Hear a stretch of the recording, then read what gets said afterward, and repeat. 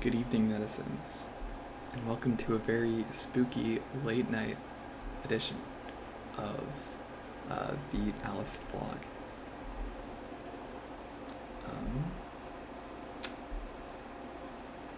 It's been a day.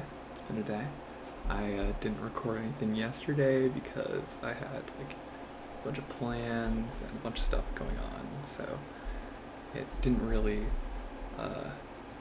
pan out that well. But alas, I'm here today. And I didn't promise one of these every day, so don't be so entitled. But I guess that means I should have a lot to talk about, right? Today I actually did some shit, so that's kind of hype. I applied to some jobs. I was doing some some paperwork that I had to do, and I got that all out of the way. So that was pretty hype, pretty positive. But yesterday was just kind of slop. I had honestly, I've a hard time keeping track of the days. So I'm pretty sure this was yesterday, but yesterday was kind of slop. I just I DM'd a session of D&D, and it was the first session, and I was really rusty, so that was kind of difficult. But I don't know. It was fun. It was really fun.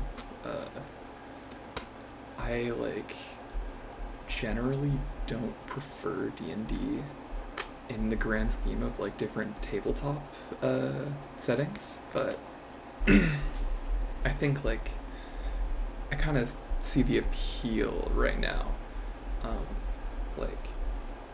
It's very old school. There's a lot of retro art for it. It's been around for a long time, so it's I don't know. It's pretty neat. You can really obsess over it a little bit. And another thing I appreciate it for is that it kind of expanded almost in a way human mythology. It's I'm pretty sure the first liches were D&D.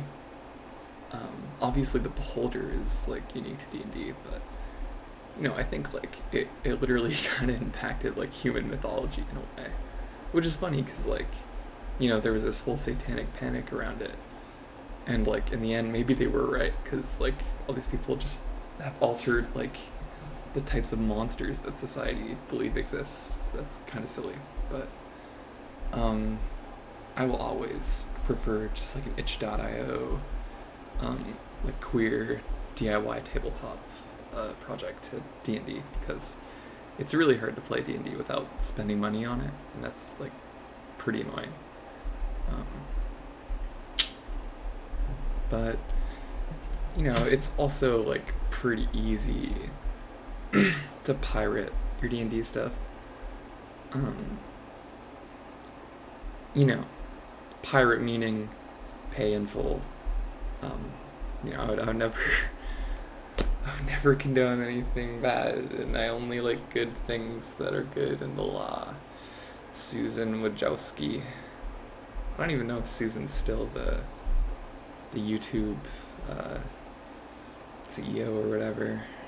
CEO of YouTube? I don't know, man. President of YouTube? Whatever. But Susan, me and the law, we're like this. Two peas in a pod. I love obeying the law, and I just love the legal system so much. I'm just realizing I never focused my camera.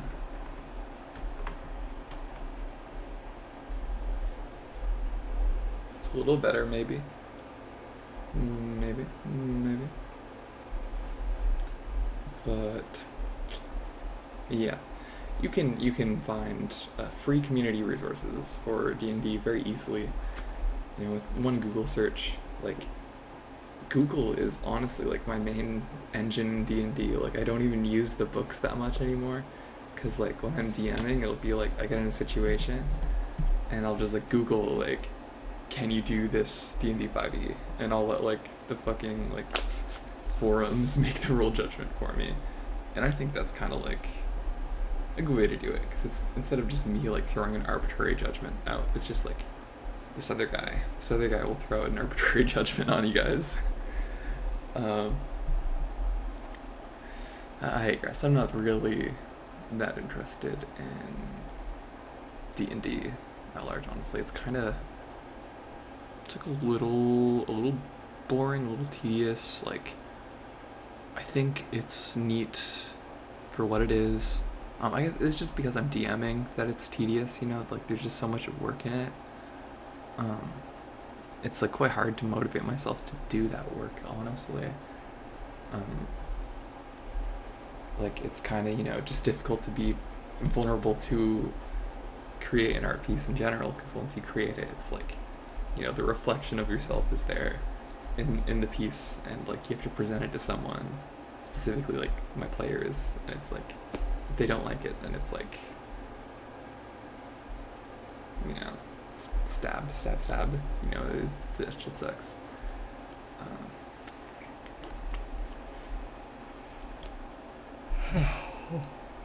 I record this a lot later than I usually do. That's why I decided to keep the lights off. I thought it might be a fun little thing to do anyways. To have like a spooky darkness themed vlog, you know? Like I could even like disappear into the background and then like jump at you, you know? So, I think it's pretty good. It's like, it's kind of like The Dark Knight, you know, like it's really innovative filmmaking, but I digress. I just found more like video options to mess around with in my recording software, and I'm not even, okay, let me just press the invert button, please. That wasn't even like, yeah, that's, oh yeah. Is this what you want to see? I guess that's like, it's problematic. Okay. Squaring into the vlog. No more messing around with effects.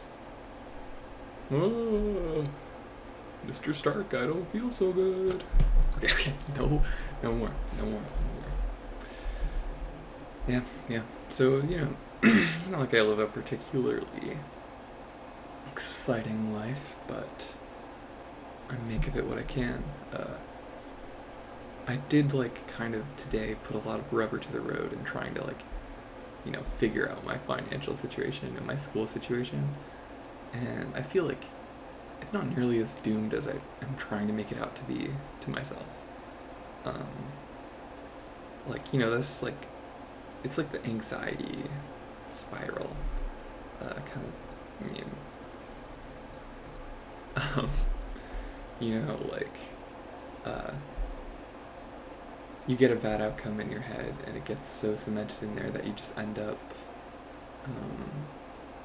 almost making it come to pass, just by like the sheer amount of time you spend thinking about avoiding it, maybe. I don't know. I guess it's the, you know, a law of attraction thing, right? Where if you, I don't know, sometimes you should to like maybe think in terms of like what you already have access to, what you already have secured, you know, instead of like thinking like, oh, I need to branch out my opportunities to this or that, like I need to make money for rent, so I need to apply to every job on Indeed, or I, you know, won't make it or whatever. But like, instead you ought to look at like the resources that you actually own. And in my opinion, my read on, sorry, I just slapped the mic. In my read of like the law of attraction, like usually what happens is you end up like achieving some sort of contentness with the conditions that you already had, just through this like LARPy like manifestation, like ritual, you know, like I you know, there's power in thought, but I think it's very mystical to think, very mystical, very unfounded to think that like quantum physics works in such a way that if I think really hard about something, that it becomes true.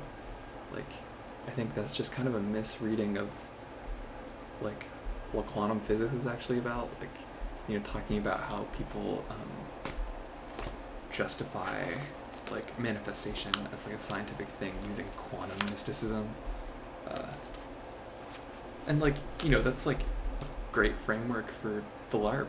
If you want to LARP manifestation, I do it all the time. But I think usually what you're gonna find is that you already had access to the great abundance that you so desired, you know, and like within your soul there already was that deep well of positive flowing power. You know, the soul, like talking about things that exist.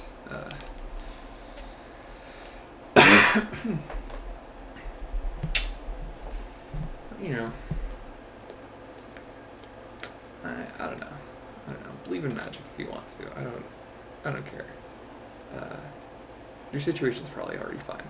Is basically the point. Like, and if you, like, I don't know. That's why I think that it's impossible to manifest something that you just physically do not have. And I guess there's two ways you can interpret that sentence. In that, like, if you're manifesting something, the way that it works is that you already have it in some capacity, which is, you know, goo goo gaga, like nonsense, but so is like free will. We believe these things to stay sane.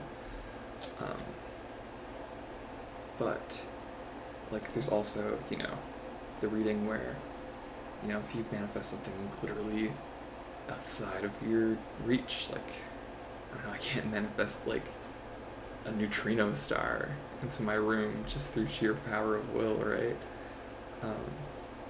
Surely that would take like at least like tier 3 wizardry, like 2 packs with Satan, like you can't just law of attraction it, you know, there's certain things that are not physically possible. And you know, it's foolish to say that we already know those things. You know, science is an ever morphing, continuously changing this discipline as a whole. Like science isn't a rigorous, realistic understanding of the world. But I don't know. I'm on crazy up right now, dude.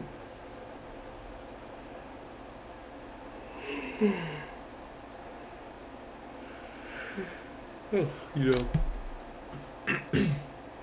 my country's supposed to have healthcare, but like every time I go to the pharmacy, it's like they charge me like the uninsured amount. And it's like,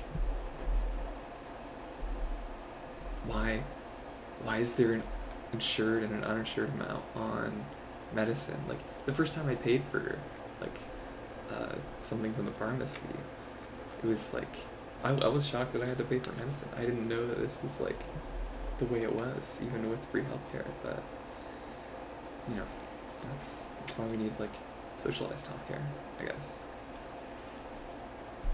Big shocker kind of for me. So I'm going to the clinic tomorrow because, you know, as I mentioned, uninsured, so I'm not going to be seeing my doctor very soon. Maybe I will see her soon enough. That'd be delicious, but for the meantime, I have to go line up with all the good American Tom, Dicks, and Sallys, you know, at the Rent-A-Doc store. Like, and luckily they do acknowledge my insurance for some reason, even though the pharmacists can't figure that shit out. But oh well. Fuck you, I'm refracted now. Oh my god. I'm tempted to end it early. I feel like it's been 30 minutes. I'm really tired. I don't have much to say. Politics news? I don't think there's any politics. I don't think there's any economics for you. I would tell you if there's something. You can trust me. You can trust me. Nothing's happened. I would tell you if something happened in the market in the past couple days, because if nobody else has got you, I've got you. I know. I know what's going on. I'm a reliable narrator. Okay. Okay. Bye.